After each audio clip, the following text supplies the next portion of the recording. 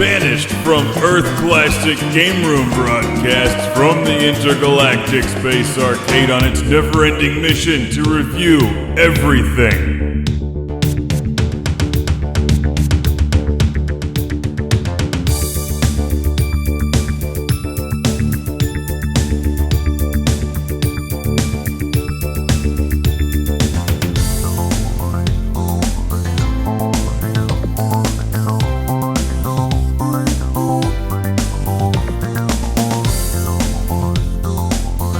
Welcome to Classic Game Room. I love the bright red Sega Genesis game cartridge for Spider-Man and Venom Maximum Carnage.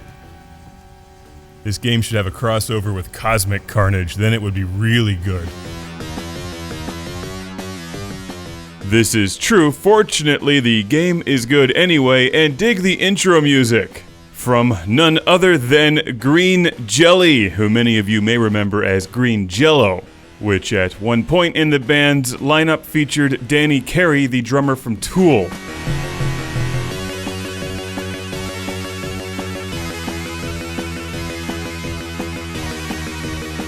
This one starts off with some nice comic book style cutscenes letting you know that villain Carnage has escaped captivity and it's up to you, Spider-Man, to stop him. By beating up a bunch of thugs and supervillains in 1994's Spider-Man and Venom Maximum Carnage from Software Creations, published by Acclaim for the Genesis, one of the few really good games from Acclaim.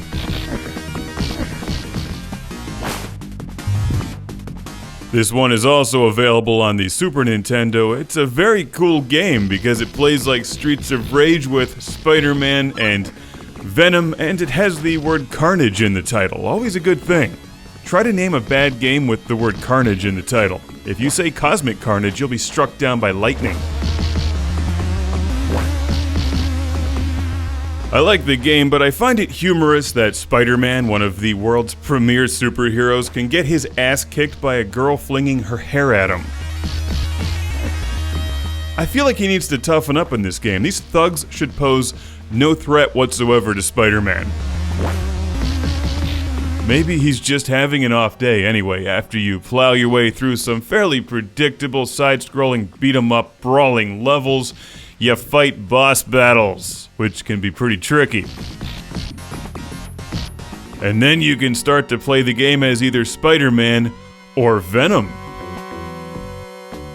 The game plays out differently depending on who you choose, although they both play pretty much the same. When you get down to it, this one is just a fun side-scrolling beat-em-up that makes good use of the Spider-Man license. It's a colorful game. It obviously has some terrific music, and there's hidden stuff everywhere. So Maximum Carnage gives you a lot of things to do. There's good replay value in this one. You're also being scored.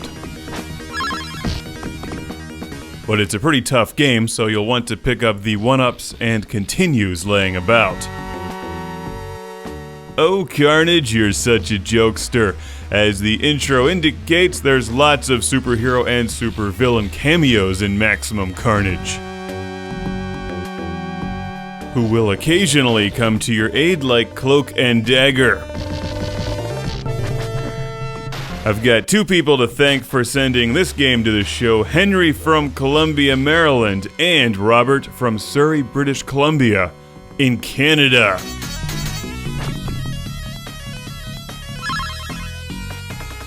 So thank you, Henry and Robert. Yes, I recommend that Sega Genesis and Super Nintendo fans play Maximum Carnage.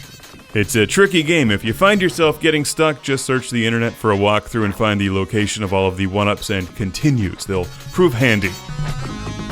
I should also mention that you're really going to want a 6-button Sega Genesis controller for this, since you'll be punching, jumping, and slinging webs, as well as web slinging. Nice bathrobe. All right.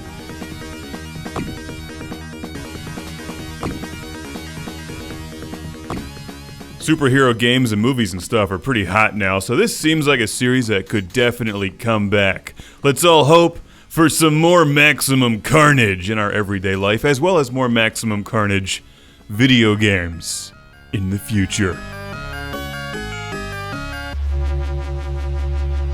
Feel my fist! I'm your unfriendly neighborhood Spider-Man. Die! Punks. Nice trench coat.